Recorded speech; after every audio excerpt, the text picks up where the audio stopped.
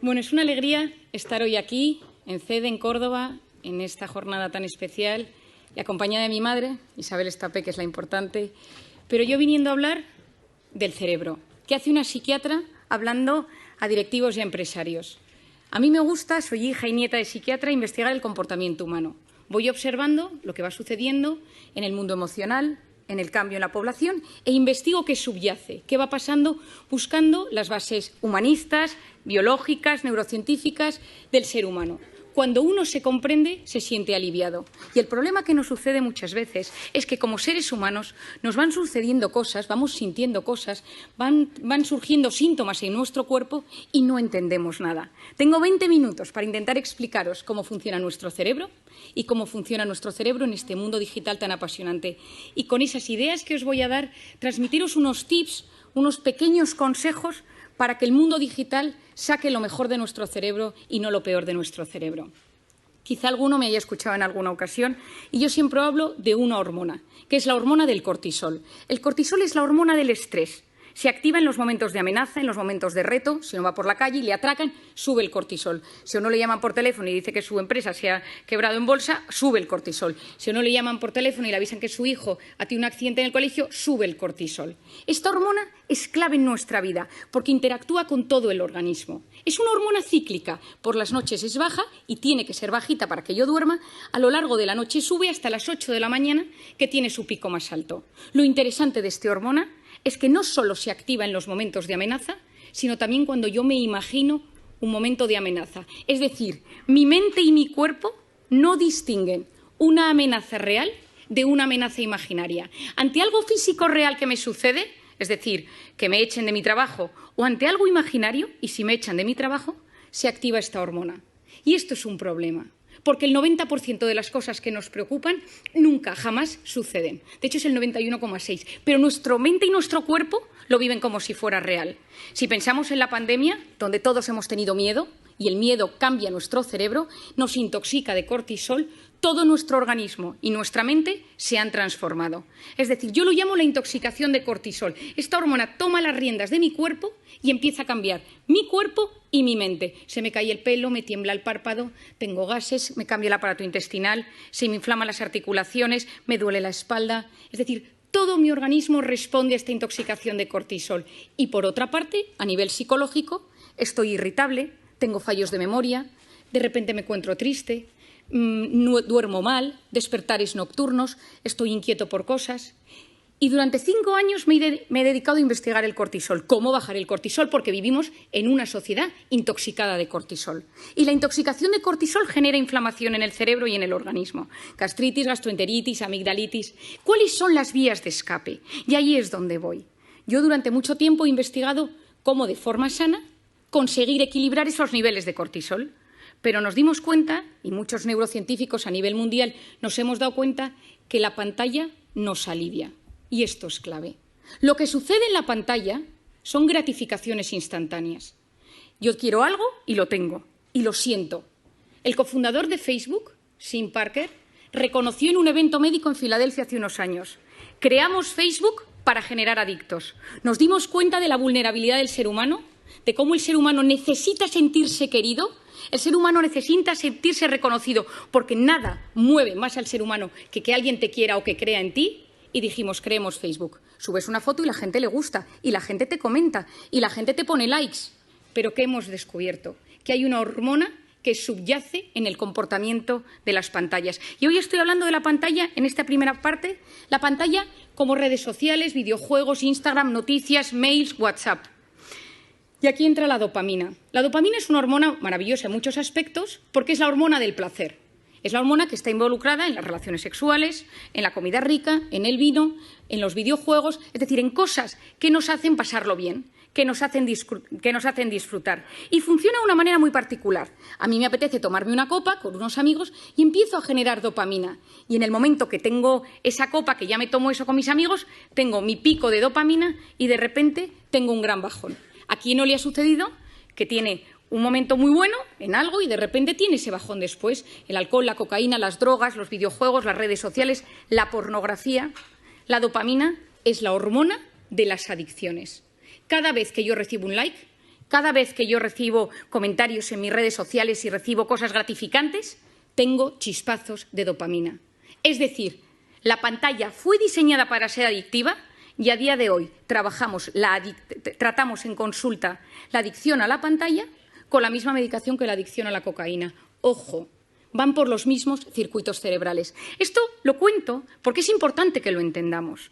Es decir, nuestro cerebro no es inmune a tener pantalla todo el rato. Es cierto que nos ha salvado en un momento de pandemia. Es cierto que ayuda a acercar a nivel empresarial, educativo, en muchísimos aspectos. Pero necesitamos conocer cómo funciona y cómo activa nuestro cerebro para ser capaces de enfrentarnos de la mejor manera posible a ello.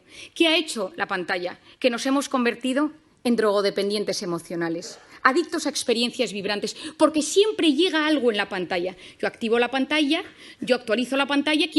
Si uno de vosotros se levanta una mañana y no hay nada en el WhatsApp, uno reinicia el teléfono. Porque que nadie te haya escrito nada en el teléfono significa que algo ha sucedido. Y lo siguiente que sucede es que te metes en Internet a ver si es que se ha caído WhatsApp a nivel mundial. ¿Por qué? Porque nosotros nos hemos acostumbrado a recibir emociones y sensaciones constantes. Las empresas se dieron cuenta de esto. Facebook, Google, todas las empresas de Silicon Valley, Palo Alto, todo el mundo vio que esto era importantísimo. ¿Y qué sucede hoy en día?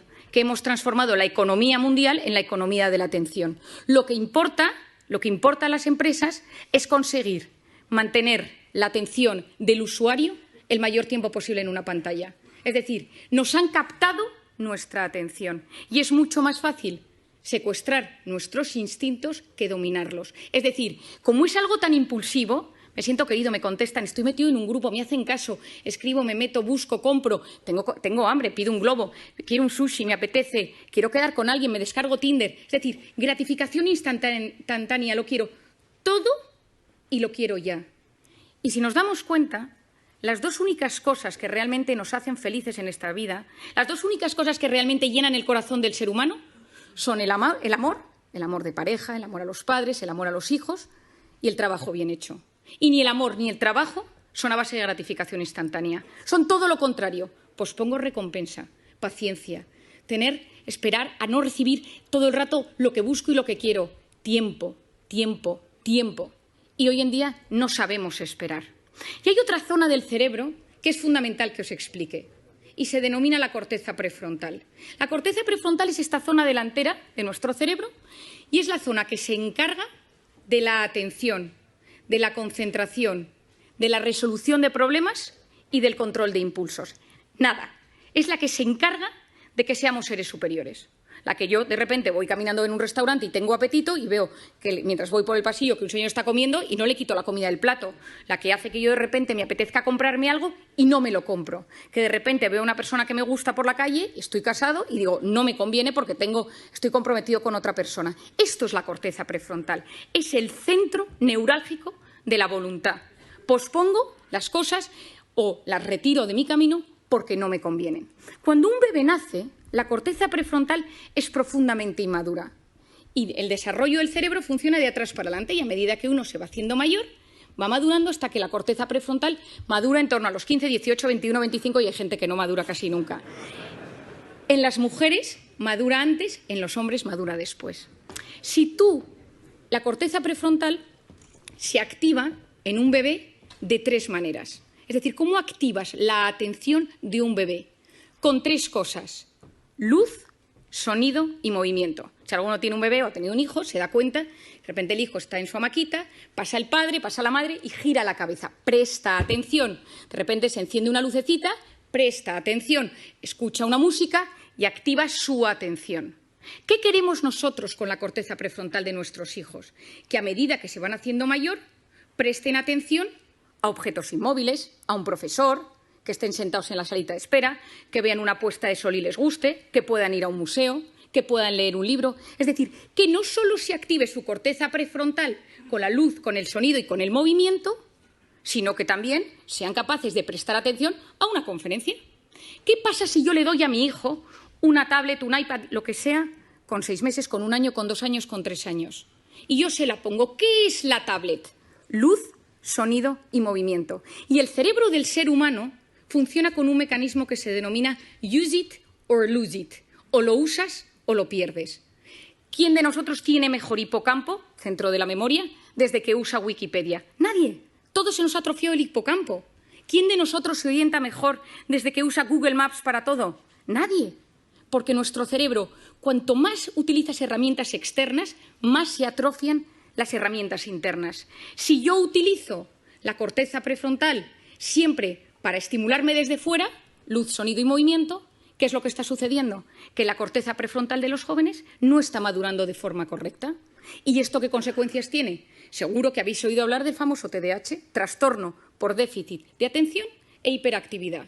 Falta de atención, falta de control de impulsos, corteza prefrontal. 10% de los niños del primer mundo medicados por TDAH. Medicaciones que no son inocuas. Hay veces que son necesarias.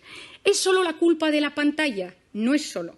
Pero la pantalla no está ayudando. ¿Por qué? Porque si yo quiero ayudar a que se desarrolle bien mi corteza prefrontal, necesito posponer el uso de la pantalla en los niños. Si nosotros, que somos adultos, que nos educaron sin pantalla en nuestra corteza prefrontal, ya nos damos cuenta que constantemente esto nos alivia, esto nos ayuda, no podemos vivir sin el teléfono, nos damos cuenta que nos lo hemos olvidado y hay un sudor frío por la espalda, que somos conscientes de que lo necesitamos, lo llevamos colgados y a veces incluso algunos pegados en la mano como si fuera un reloj. Imaginemos en niños que tienen su corteza prefrontal en plena fase de maduración. Y necesitamos niños con criterio, necesitamos chicos que sean capaces de saber discernir el bien del mal, de buscar la información. Estamos enamorados de la superficialidad porque no somos capaces de profundizar. El otro día le compré a mi hijo mayor un libro de los 5, que yo supongo que aquí todo el mundo lo ha leído, y me quedé horrorizada. El libro ha cambiado, ya no hay textos descriptivos, solo son una especie de dibujos con textos de aventuras. Y le pregunté, escribía a la editorial y me dijeron, es que nos hemos adaptado a los nuevos tiempos y a la capacidad de lectura que tienen los niños hoy en día. Me quedé preocupadísima. Es decir, no somos ni siquiera capaces de leer. Antes leíamos una novela, la leíamos 2 horas y al día siguiente la retomábamos y nos acordábamos de los personajes. Ahora, durante el tiempo que estamos leyendo, nuestra cabeza está conectada a la pantalla y esto es dopamina y corteza prefrontal. Necesitamos potenciar la corteza prefrontal del ser humano del siglo XXI. ¿Significa que tengo que coger mi teléfono y tirarlo a la basura? Por supuesto que no. Significa que soy yo quien domino el dispositivo y no el dispositivo el que me domina a mí.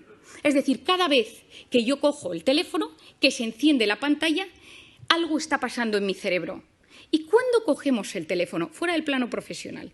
¿Cuándo utilizamos el teléfono? En 2 momentos. Cuando uno está aburrido o cuando uno está estresado.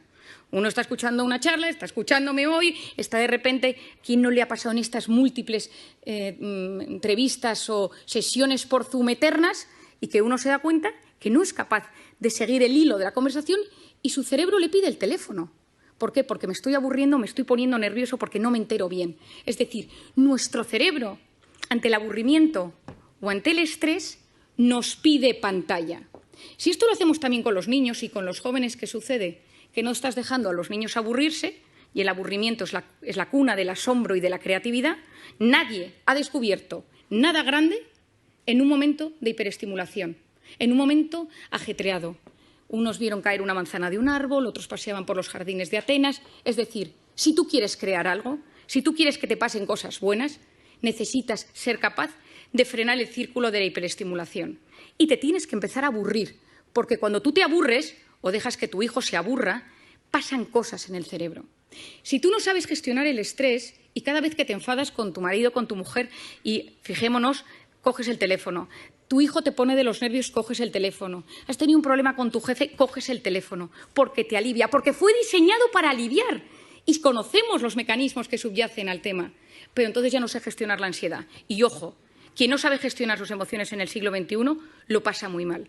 Y si me vuelvo al campo de los niños y si me vuelvo al campo de los jóvenes, el que no sabe gestionar estos problemas acaba con problemas de tolerancia a la frustración. Yo siempre digo que darle a un niño un teléfono es como ponerle un minibar en su cuarto. Y decirle, oye, que cada vez que te encuentres mal puedes tomarte un chupito. Porque el cerebro se siente aliviado ante esa carga de estrés. Tenemos que conocer cómo funciona la pantalla, tenemos que conocer cómo funciona el cerebro para entender que es algo bueno, que las pantallas traen cosas muy positivas, pero que tengo que ser yo quien domine el dispositivo y él no a mí. Hay un documental que se llama The Social Dilemma, hecho por Netflix que os recomiendo. Está Tristan Harris detrás de ello, que es lo que denominan en Estados Unidos, le llaman the closest thing Silicon Valley has to conscience, lo más cercano que tiene Silicon Valley a la conciencia, porque él ha abierto la posibilidad de que haya comités de ética en las grandes empresas tecnológicas para hablar de estos asuntos, porque es la primera vez en la historia que los hijos son menos inteligentes que sus padres. Y me refiero a inteligencia, capacidad de buscar, capacidad de discernir, encontrar dentro de toda la información y saber encontrar lo importante. Estamos en la era del exceso de información y de la falta de formación. Y encima estamos generando una sociedad que no sabe buscar lo correcto, porque ante el estímulo tu cerebro no te permite frenar, no te permite el silencio. Por lo tanto, tenemos mucho, estamos hiperestimulados, nos llegan demasiadas cosas y hay un fracaso en la gestión de la abundancia de lo que nos llega. No sabemos gestionarlo. ¿Qué creo que es lo importante? ¿Qué ideas os daría? La primera de todas, que yo la he recomendado en todas partes, en mis conferencias, en mis libros, a todo el mundo, quitar las notificaciones de la pantalla. Porque las pantallas, cada vez que nos llega algo, que puede ser un grupo del colegio de mi hijo, puede ser un grupo de amigos del tenis de los sábados, es decir, son cosas que hacen pequeñas activaciones de la corteza prefrontal que a la larga me la debilitan. Y que recordemos esto, necesitamos una sociedad con una buena corteza prefrontal. Potenciar esa corteza prefrontal posponiendo la recompensa. Me apetece meterme ahora a ver si me ha escrito alguien por WhatsApp. No lo hago. Me apetece pedirme esta comida ahora. No lo hago. Me voy a meter en Amazon y me voy a comprar esto para que me llegue mañana. No lo hago. Yo pospongo la recompensa. Mi padre, que es un gran sabio de la voluntad, siempre ha dicho, una persona con voluntad llega más lejos que una persona inteligente. Por otro lado, esculpir nuestra atención. ¿A qué quiero prestar atención? Las cosas buenas de la vida suceden en la vida real, porque la vida virtual va a base de gratificaciones instantáneas. Volvamos a conectar con la vida real. En plena pandemia, sí, en plena pandemia tengamos que conectar. Durante tiempo nos han dicho no saludes, no sonrías, no te acerques, no abraces. Y ahora yo lo que digo es, tomemos tiempo para preguntarle a la gente cómo está de cara. Sonriamos a las personas. Volvamos a generar esa conexión humana que es absolutamente clave. Y no quiero terminar sin hablaros de una cosa que para mí, y a pesar de que sé que es un ámbito que os va a sorprender, es fundamental.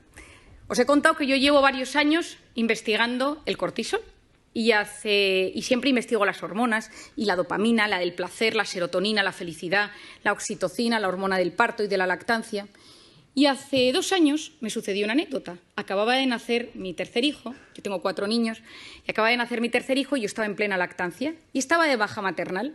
Y me llamaron del hospital y me dijeron que estaban presentando un nuevo fármaco en Madrid y me acerqué con mi coche, yo tengo un Golf muy viejo que tiene muchos años, que está medio rayado, al centro de Madrid.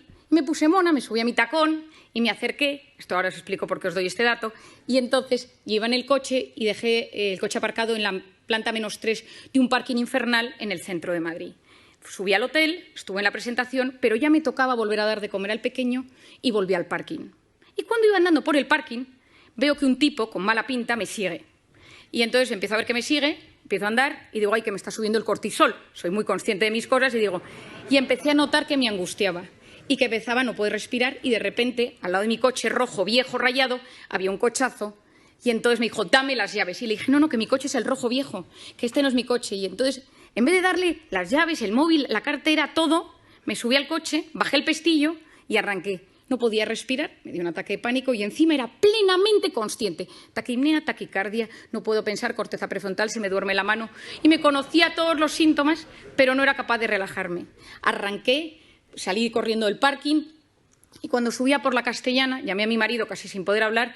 Me han atracado por la calle, y entonces, y tal, y mi marido, ¿pero te han secuestrado? No, y me dio encima que se agobia, ¿no? Y yo, no, voy a casa, y llegué a casa, subí corriendo, y la persona que estaba cuidando del bebé me dio al bebé literalmente en brazos, y entonces yo, corriendo, me lo puse al pecho para que pudiera comer, y entró mi marido en la habitación. ¿Pero qué te ha pasado? Y yo, con una calma sorprendente, le empecé a explicar, no, es que estaba en el parking, y un tío con mala pinta, y me dice, Mario, ¿te has tomado algo? ¿Cómo te has relajado? Y digo, tienes toda la razón. Digo, este pico de cortisol tarda 6 horas en bajar.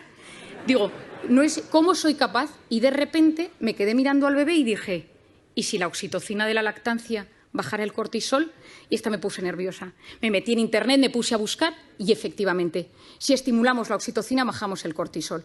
Y entonces me he dedicado estos 2 años a investigar la oxitocina. Como no nos podemos poner a lactar, todos los que estamos aquí, he buscado todas las maneras que existe para que podamos generar oxitocina.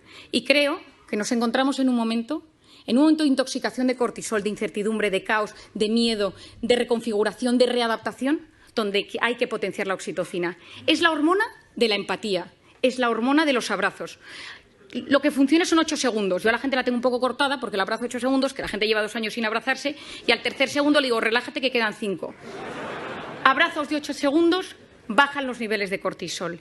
Mirar a alguien a los ojos y escucharle sin teléfono delante. Te escucho y no te juzgo. Estoy a tu lado. Me ilusiono de lo que me cuentas. Dedico tiempo a hacerte feliz. Esto es la oxitocina, es la hormona de los vínculos, es la hormona de lo que yo llamo las personas vitamina. Por lo tanto, en esta sociedad, en este momento donde todavía hay mucho cortisol, donde todavía hay mucho miedo, donde nos estamos adaptando, volvamos a la vida real.